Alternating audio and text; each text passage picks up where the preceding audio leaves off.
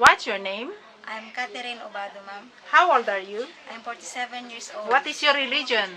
Catholic. Are you married? Yes. Do you have son or daughter? Son. How old are they?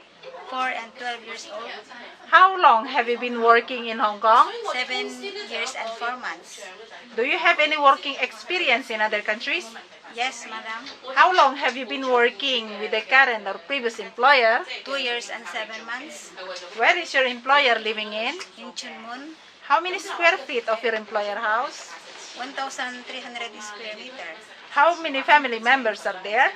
There are 3.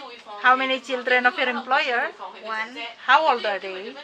Now is 2 years old and 7 months. Would you please describe your daily working schedule? What time you wake up in the morning? I wake up 6 o'clock in the morning. And then? And then I cooking the food for myself and my mom. And then I take care of baby while sleeping. I always check the baby. Okay, and then? After 8 o'clock the baby wake up. And then? I change the diaper and the clothes.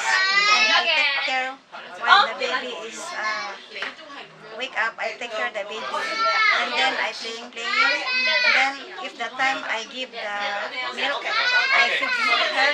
And then I take care always. Did you go to market?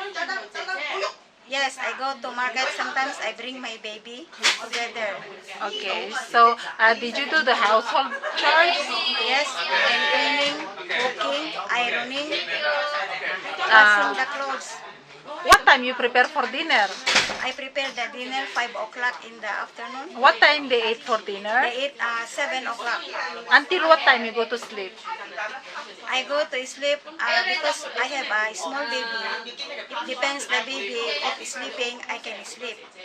So what time you sleep? I sleep around 10 o'clock. Okay, thank you.